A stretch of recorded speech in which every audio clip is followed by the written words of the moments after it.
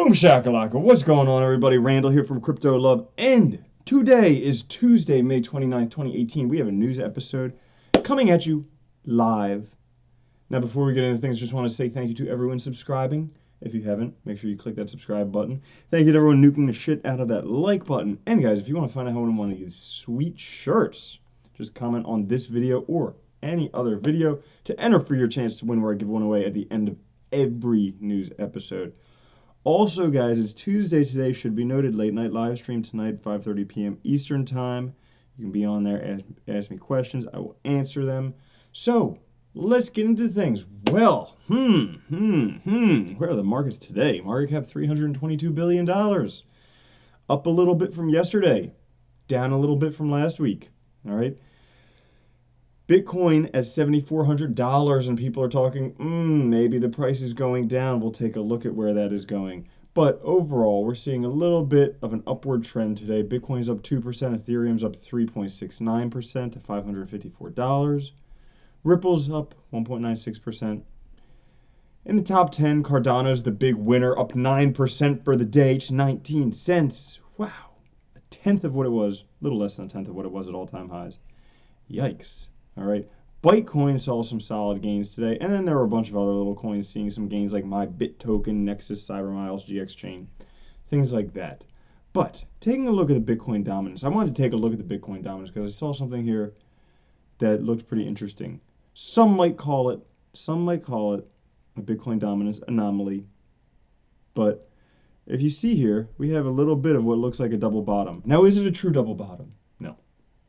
But it looks like one, so we can play this fun game just because that's what we do as speculators.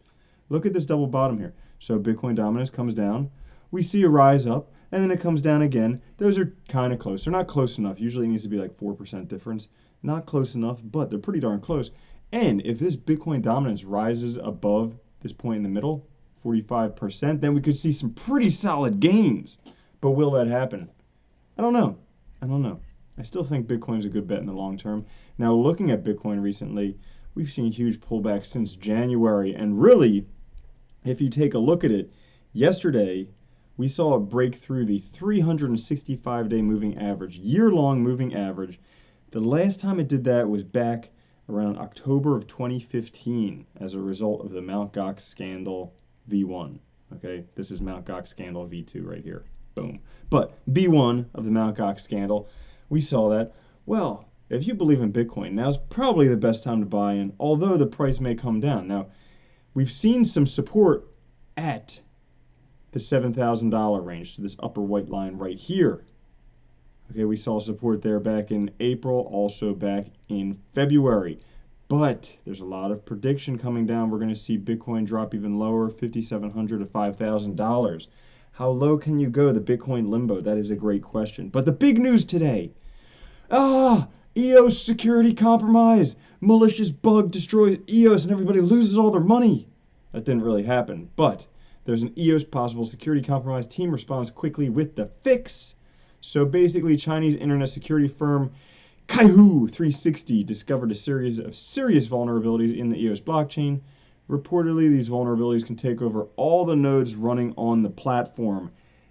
That's pretty significant, considering EOS has, what, like 21 super nodes? And, yeah, that's pretty significant. So these vulnerabilities allow attackers to execute arbitrary code on the EOS node.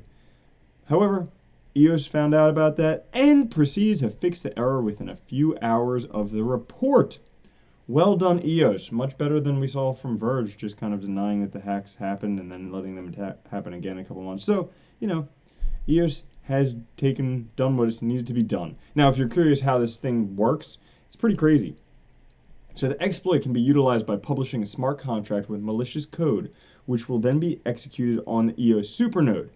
This will trigger or compromise the blockchain security. The attacker can then utilize the supernode to package the malicious code into a new block, which will then be accepted by all full nodes in the network. This in turn will allow for remote control of all nodes. Pretty devious. I mean, you got to think, how far are we away from mainnet launch? Like a few days, and there's this huge potential compromise in the code, a critical bug, but fortunately EOS took care of it, and Yeah, they responded quickly, so good on them. Now, this story, this guy, $500 million in Ripple, possibly lost forever after billionaire owner dies unexpectedly. So, crypto billionaire Matthew Mellon, he died, and it raises the question, what happens to our crypto assets when we die? Because, if we have like $1,000 in crypto, and that's lost, whatever. But you have $1 billion in crypto, like we're all going to have in a few years. What happens then? Well, let me tell you. See, the estimated value of Ripple held by him before his death back in April was about $1 billion, $500 million after the pullback. Okay. However, the circumstances leading to his death have not been announced. Was he murdered? But he was en route to Mexico to seek assistance in overcoming substance abuse. Yeah, not the place where I would go to. I mean, isn't Mexico where you can get like any drug you want? But, no judgments here. Mr. Mellon, check this out. So he initially invested $2 million in Ripple when no one else believed in it. And then it would be worth $1 billion. Okay. Now, it's said that he kept the digital keys to Ripple in cold storage in different locations throughout the U.S. in other people's names. His idea of distributing access to his fortune across the U.S. was ingenious, but speculation is high if he had redundancy measures that included a procedure of recovering the assets when he passed on. It can be assumed that all of his Ripple is currently inaccessible indefinitely, which is good for other Ripple holders because that makes their Ripple more valuable, less in circulation, right? Good news on the Bitcoin front. I guess you could call this good news or bad news, whatever you want to look at it. But Bitcoin Core, I hate how they call it Bitcoin Core, it's just Bitcoin.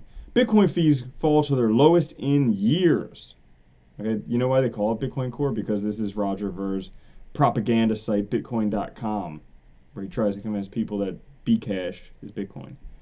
So fees on Bitcoin Core have reached their lowest in 7 years, with the median cost at about 11 cents. That's awesome. Considering back in December, there were a boatload more transactions. So 500,000 Bitcoin transactions in a single day, whereas now about 158,000 on May 26th. So that's really the reason for the cost. Then he goes on to try and convince people that Bcash is still better than Bitcoin. But who's buying his bullshit? I don't think anybody is. Other people liking Bitcoin, how about the Nasdaq exchange? They're supporting Litecoin, Stellar, and Bitcoin. And you're saying, why Litecoin, Stellar, and Bitcoin? Well, let me answer that for you. First, Stellar, one of the first digital currencies to be backed by the Nasdaq. It has the potential to grow by partnering with enterprises with IBM. They like it because of that. Litecoin's another. But why? Well, some weeks ago, Blocknet announced that Litecoin will function as a cross-blockchain decentralized application. Everybody knows blockchain interoperability, very important, so they chose Litecoin of that. And then they go on to say, finally, Bitcoin has been marked as the favorite cryptocurrency with huge future potential. Doesn't say Bcash, says Bitcoin.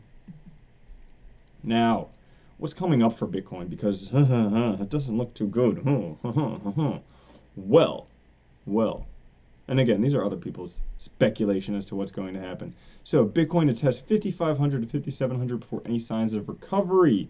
So Willy Woo has indicated, he tweeted, he said, I think we're going to go to 5,500 to 5,700 next. I can't see $7,000 holding. Most likely we'll balance a bit, then we'll slide through long time frame looking into June for rough timing this to play out at best guess. Now, he states some reasons for this, one of the reasons being the NVT signal is too high for Bitcoin. And you're like, what's the NVT signal? Well, it is the standard NVT ratio, simply the network valuation divided by the transaction value flowing through the blockchain and then smoothed using a new moving average. Simple, right? But he developed this tool, so this is not something that you'll probably find on TradingView. He developed this tool.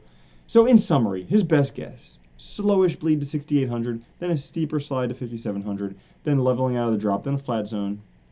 This is an educated guess based on volume profile, fundamental data showing the rate of movement. Is this bad news? No.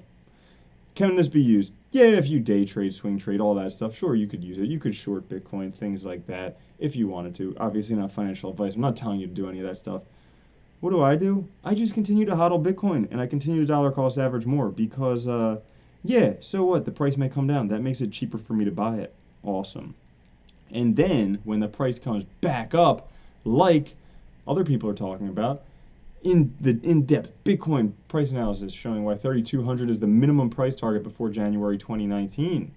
So they had two charts here, and basically with a comparatively higher minimum of 47,490, whereas a lower minimum target of 3,200 by the end of January 2019, showing some speculation with that. But also, if you remember back a few, I guess almost a month ago now, Tom Lee from Fundstrat saying that just mining alone will propel Bitcoin's price to 36,000 in 2019.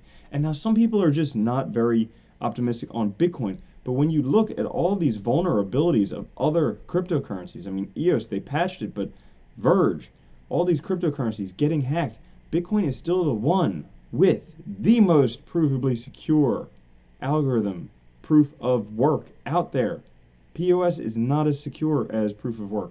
So I think Bitcoin's still going to rise to 36,000 in 2019 by the cost of mining alone. And if we take a look, if we just put on our little point set topologist hat here, we can take a look. We are still on track to reach $1 million by 2020. I mean, it's not far off. I can draw a straight line there. I think you can too. And you can see we are on track for that. So that's all the news that's fit to print today. Now, for those of you who want to win a shirt, make sure you comment on this video or any other videos. Enter for your chance to win. I did make a bunch of videos since the last news episode, so there are 7 here. Ready? The news one is 1, Moonlight's 2, Guardians 3, iOS is 4, IOST, Bridges 5, Open Platform 6, and the top 5 crypto 7. Hey guys, if you have not checked out that top 5 crypto video, check it out because we can compete together or against each other. We can compete against each other picking 5 cryptos using No Limit Coin's fantasy sports thing to see who ends up winning. And then you actually get No Limit Coin as a prize for winning. So pretty rad. So check out that video. But 1 through 7, who's going to be the lucky winner? Brrr, brrr. Number 1. Wow. That was the news episode from 5 days ago. LMAX Crypto Rally. LMAX Crypto Rally. He says it. He says it. Now, if we get the URL, we can find out who the random lucky comment winner is. Oh my goodness, 117 unique comments, and the winner is, drumroll please, Augustinus Teresias. T-shirt to the moon. Well, Augustinus, congratulations, man. You win. All right. Make sure you email me on the About page. You can get your T-shirt, and then I'll catch you guys later. Have a good one. Augustinus, congratulations. Yeah, news out for today. All right. Peace. Oh, yeah, late night live stream tonight, 5:30 p.m. Eastern Time.